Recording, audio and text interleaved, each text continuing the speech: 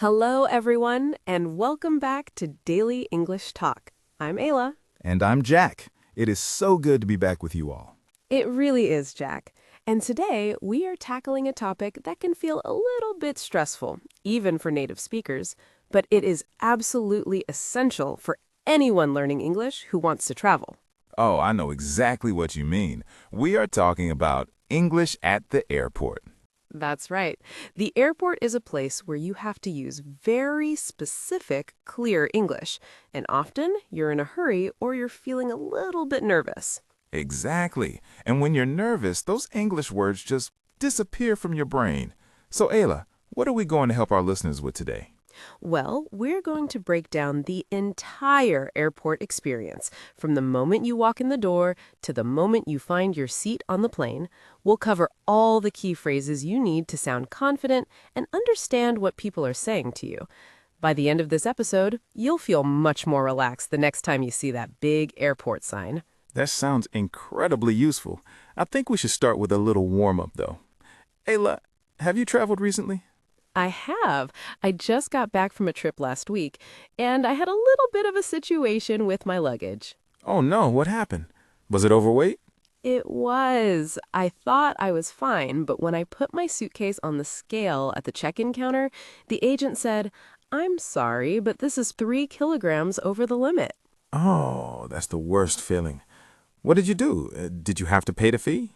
Well, I almost did, but I remembered I had a small, empty carry-on bag folded up inside, so I quickly opened my big suitcase right there in the middle of the line, and I moved my heaviest items, my books and my boots, into the smaller bag. Wow, you did the airport shuffle. That's what I call it. The airport shuffle. I love that. And the agent was very patient, thankfully. She just smiled and said, "Okay, that's much better. Now you're good to go." It was a little embarrassing, but it saved me about $50. That's a great tip for our listeners. Always have a small, empty bag ready for the airport shuffle. My last trip was much smoother, thankfully. I checked in online the night before, so I just had to drop off my bag. That's the dream, isn't it? Using the self-check-in kiosk or checking in on your phone saves so much time. It really does. But let's start at the very beginning for our listeners. Let's imagine we've just arrived at the airport. The first place we need to go is the check-in counter. Exactly. And the first thing the agent will ask you is probably, "Can I see your passport and ticket, please?" Simple enough. You just hand them over and say, "Here you are." Right. But then the conversation gets a little more detailed. They might ask you about your bags. For example, "Are you checking any luggage today?"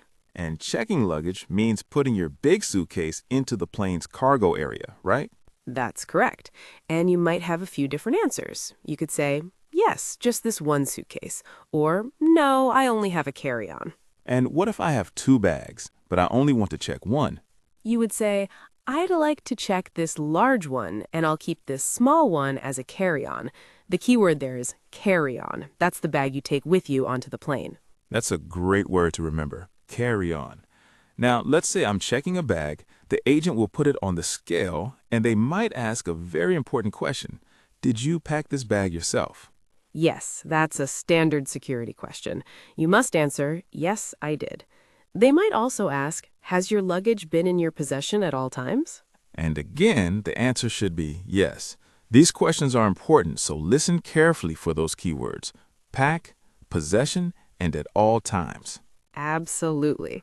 Now let's go back to the overweight bag situation, like my recent trip.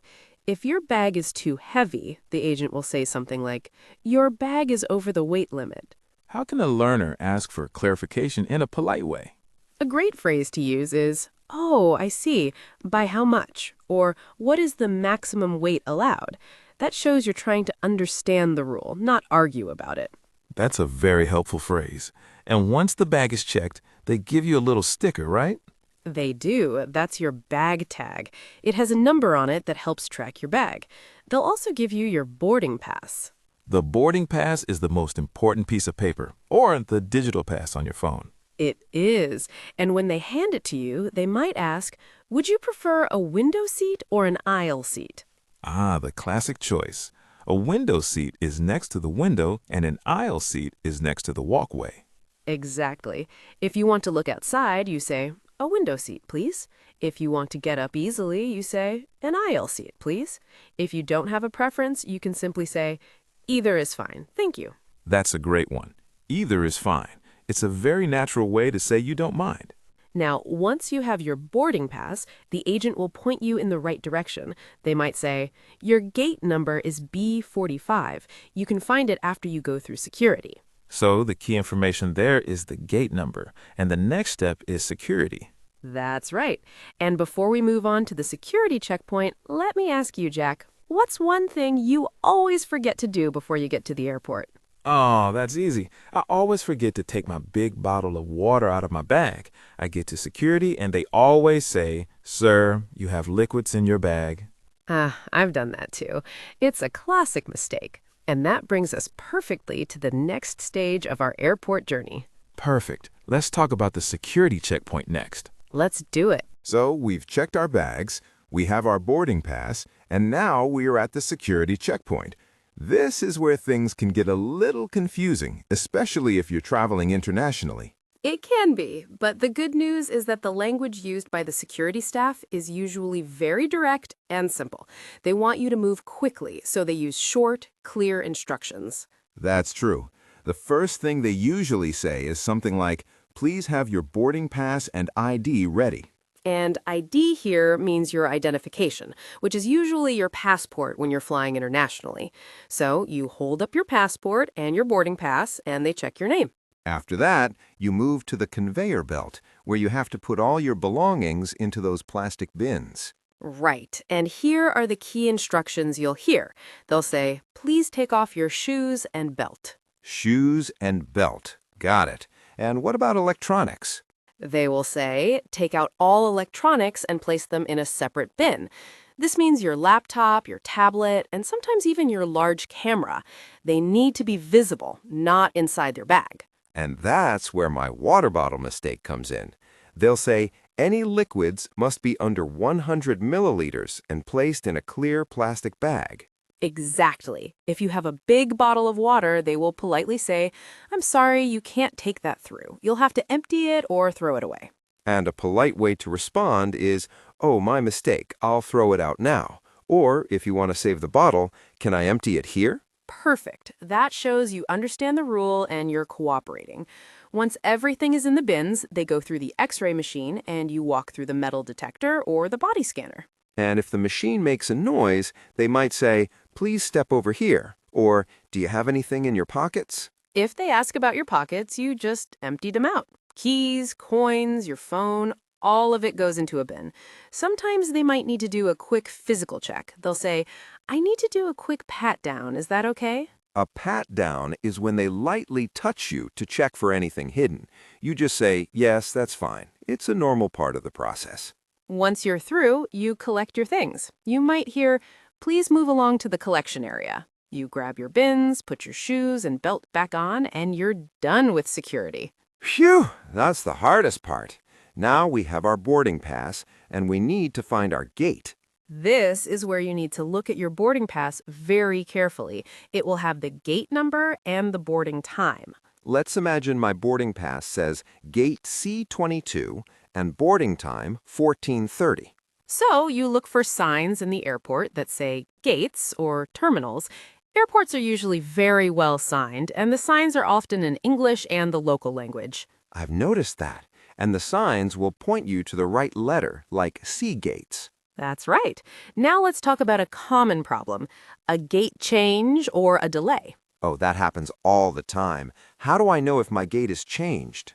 You need to listen to the airport announcements and look at the flight information display screens, or FIDs. These are the big screens that show all the flights. The FIDs will show the flight number, the destination, the time, and the gate. If you see your flight number and the gate number is different from your boarding pass, you need to go to the new gate. The screen might also say delayed. If it says delayed, how can I ask a staff member for more information? A polite way to ask is, excuse me, my flight to London is delayed. Do you know the new estimated departure time? Estimated departure time. That's a great phrase. It means the new expected time the plane will leave. Another thing you might hear is, the flight is now boarding. This means it's time to get on the plane. Or, the flight is closed. That means you're too late. We definitely don't want to hear the flight is closed. No, we don't. Now, let's imagine we're sitting at the gate and we hear an announcement. It might sound like this. Attention passengers on Flight 456 to New York. We are now inviting passengers in Group A to begin boarding. What is Group A? On your boarding pass, you will usually have a group number or a zone number. They board the plane in groups to keep the process organized. If your boarding pass says Group C, you wait until they call Group C. So I need to listen for my group number. And what if I have a small child or I need extra time? That's called pre-boarding. They might announce, we are now beginning pre-boarding for passengers who require assistance or are traveling with small children. If that's you, you can go ahead and board. That's very helpful. So we've found our gate, we've waited, and now they've called our group. We walk up to the gate agent. What do they say? They'll say, good afternoon. Boarding pass and passport, please. You hand them over, they scan your boarding pass, and they might say, thank you, you can proceed down the jet bridge. The jet bridge is that covered walkway that connects the gate to the plane. Exactly. And now we are finally on the plane. But the conversation isn't over yet. Oh no, we still have to find our seat and talk to the flight attendants. That's right. Let's take a quick moment to talk about the numbers and letters on your boarding pass. My boarding pass says seat 24D. The number 24 is the row number. The letter D is the seat letter. So I walk down the aisle until I see the number 24 above the seats. Correct. And the letters usually go A, B, C on one side and D, E, F on the other side of the aisle. So 24D is an aisle seat on the right side of the plane. That's a good way to remember it. A and F are usually the window seats on a large plane. That's a good general rule.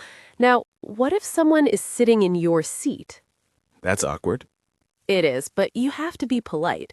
You can say, excuse me, I think you might be in my seat. My seat number is 24D. And they will usually say, oh, I'm so sorry, and move. Exactly. Now, once you're in your seat, you need to put your carry-on bag somewhere. You have two options. The first is the overhead compartment, right? Yes, the overhead compartment or overhead bin. You lift your bag up and put it in there. The second option is under the seat in front of you. And the flight attendants will often walk by and say, please stow your carry-on luggage. Stow just means to put it away safely. They might also say, please put your seat in the upright position and fasten your seatbelt. Upright position means not leaning back, and fasten your seatbelt means to click it closed. You've got it. We've made it onto the plane. That was a lot of ground we covered, Jack. It was. We went from the check-in counter through security to the gate, and now we're seated. I think this is a good place to pause the main discussion and move to some practical examples. I agree. But before we do, let's just quickly recap the main areas we covered. We talked about the check-in agent, the security staff, and the gate agent. 3 different people, 3 different kinds of conversations. And the key is to listen for those short, direct instructions. Absolutely. Now let's move on to the next section where we'll hear some of these phrases in action. Welcome back. We're now moving into the part of the episode where we give you some real-life examples. Remember, this is for listening, so we're not going to label these examples. We're just going to let them flow naturally into our conversation. I love this part. It's one thing to know the words, but it's another to hear them used in a real conversation. Let's start with a situation that can be very stressful. A problem at the check-in counter. Okay, here we go. Good morning. Passport and ticket, please. Good morning. Here you are. I see you're flying to Singapore. Do you have your visa for entry? Oh, I thought I didn't need one for a short stay. I'm afraid you do.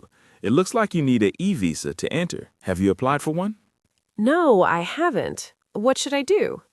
You need to apply online immediately. We can't issue your boarding pass without proof of your visa. You can try to apply now on your phone, but you might miss your flight. I understand. Thank you for letting me know. I'll try to apply right now. That's a tough situation, but it's a very real one. Jack, what are the key phrases a learner should focus on there? The agent used a very polite but firm phrase, "I'm afraid you do." That's a gentle way of saying, no, you are wrong. And the key question was, do you have your visa for entry? Exactly. And Sarah's response, "I thought I didn't need one for a short stay," is a perfect, natural way to explain her mistake. She's not arguing, she's just explaining her understanding. And when the agent said, "We can't issue your boarding pass without proof of your visa," that's the crucial piece of information. It tells you the problem and the consequence. And Sarah's final line, "I understand. Thank you for letting me know," is the best way to end that exchange.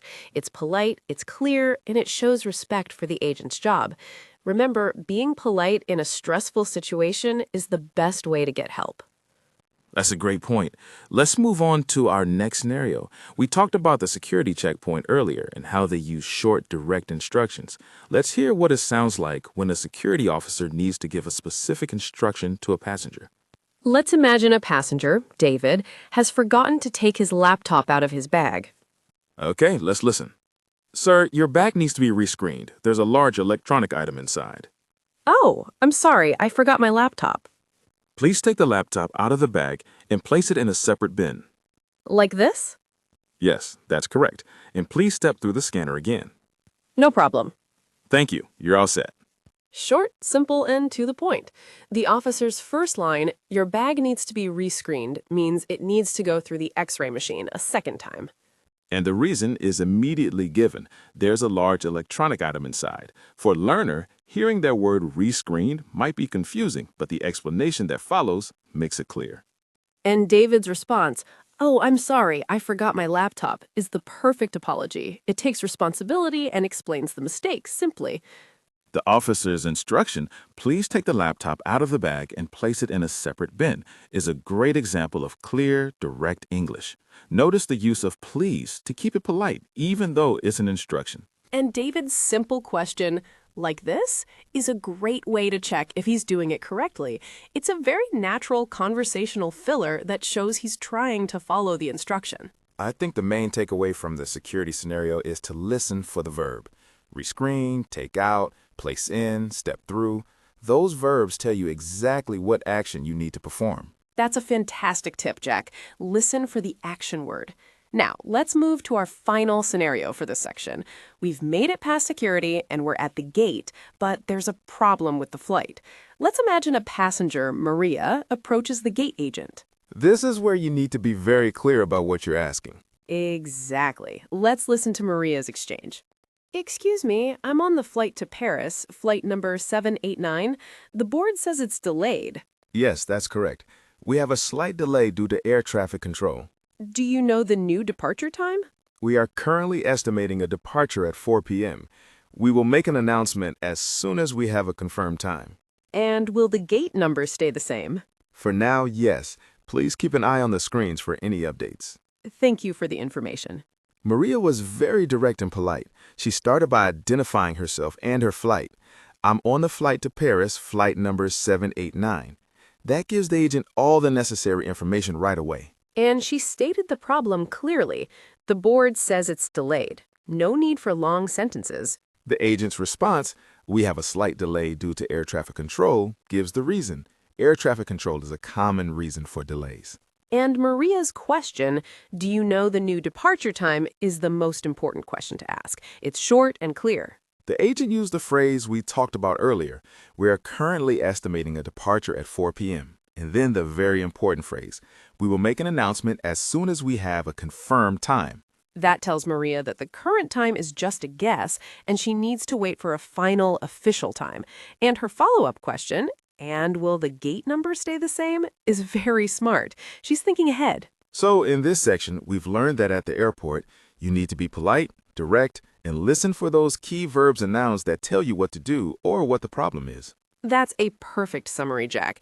Now that we've heard these phrases in context, let's take a moment to focus on some of the most important vocabulary we've used today. We'll explain them in a very conversational way, just like we're talking to a friend. Sounds great. Let's dive into the vocabulary.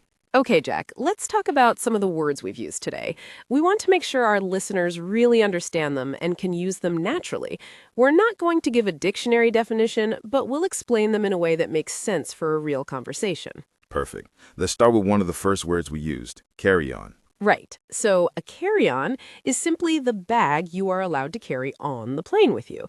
It's not the big suitcase that goes under the plane. It's the smaller bag that you keep with you. So if I ask you, do you have a carry-on? I'm asking if you have a bag that you're taking into the cabin, not checking.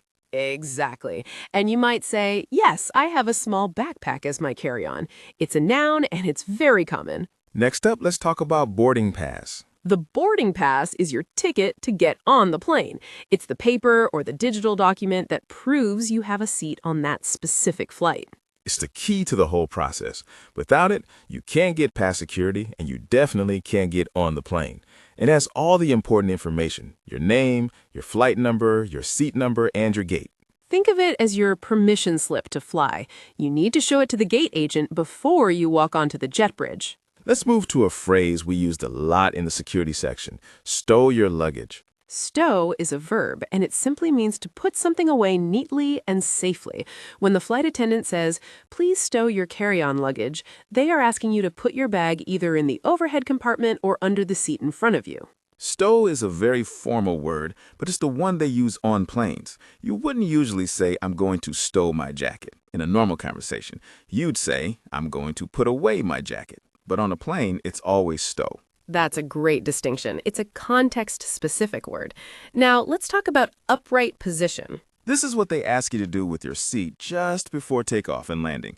When your seat is in upright position, it means it's straight up, not leaning back. So if you're relaxing and your seat is leaning back, the flight attendant will come by and say, sir, please return your seat to the upright position. They need you to do this for safety reasons. It's the opposite of reclined. When you recline your seat, you lean it back. When you put it in the upright position, you bring it forward. Good one. Let's look at a word from the delay scenario, estimated departure time. This is a very useful phrase. Estimated means guessed or calculated, but not confirmed. Departure time is the time the plane is supposed to leave. So the estimated departure time is the time the airline thinks the plane will leave. It's not a promise, it's a best guess. If the screen says estimated departure time of 4 p.m., it means they hope to leave at 4, but it could change. And that's why you need to listen for the word confirmed. A confirmed time is a definite time. Exactly. Now, let's talk about a word that describes a physical place, jet bridge. The jet bridge is that enclosed, movable walkway that connects the airport building to the door of the airplane. It's the bridge you walk across to get from the gate to the plane. It protects you from the weather. Sometimes you might hear it called an air bridge or a sky bridge, but jet bridge is the most common term. It's a very specific piece of airport equipment. And finally, let's talk about the verb proceed. Proceed is a formal way of saying go ahead or continue. When the gate agent scans your boarding pass and says, thank you, you may now proceed, they are simply telling you to go ahead and walk down the jet bridge. You might also hear the security, please proceed to the collection area. It just means now go to the collection area. It's a polite, formal way to give an instruction to move forward. So, to recap, we have carry-on, the bag you take with you, boarding pass, your ticket to fly, stow, to put away safely, upright position, straight up, estimated departure time, the best guess for when the plane leaves, jet bridge, the walkway to the plane, and proceed, to go forward. Those are 8 fantastic words and phrases that will make a huge difference in an airport conversation. I hope our listeners will try to use them the next time they travel. Now, Jack, we've covered a lot of ground, but we always like to end our episodes with a little challenge for our listeners. That's right, the question of the day. Let's move on to that now. Welcome back for our final segment. It's time for our question of the day. This is a chance for you, our listeners, to practice your English by thinking about a real-life situation and forming a complete answer. And remember, practicing your English doesn't just mean speaking. It also means thinking in English. Exactly. So today's question is, what is one thing you always do to prepare for a flight?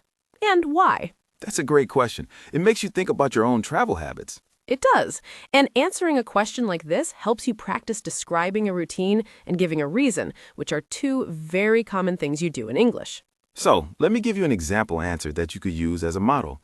I might say, I always check in online the night before my flight. I do this because it saves me time at the airport and I can choose my seat early. That's a perfect answer, Jack. It's clear, it uses good vocabulary, and it gives a reason.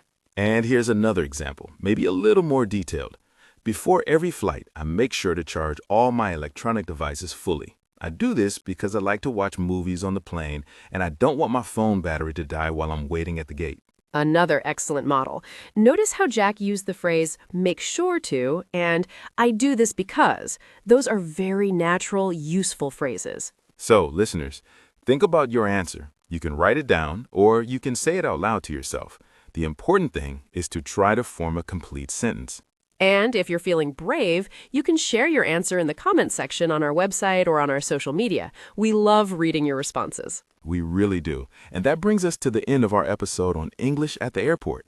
We hope that by breaking down the journey from the check-in counter to your seat on the plane, we've made the whole experience feel a little less scary and a lot more manageable. Remember, the people who work at the airport are there to help you. Speak slowly, clearly, and don't be afraid to ask, could you repeat that? Or could you speak a little slower? That's right. Confidence is the most important thing you can pack. Practice the phrases we've shared today, and you'll be ready for your next adventure. Thank you so much for joining us for Daily English Talk. We'll be back next time with another topic to help you build your English confidence. Until then, happy travels. Bye, everyone. Bye.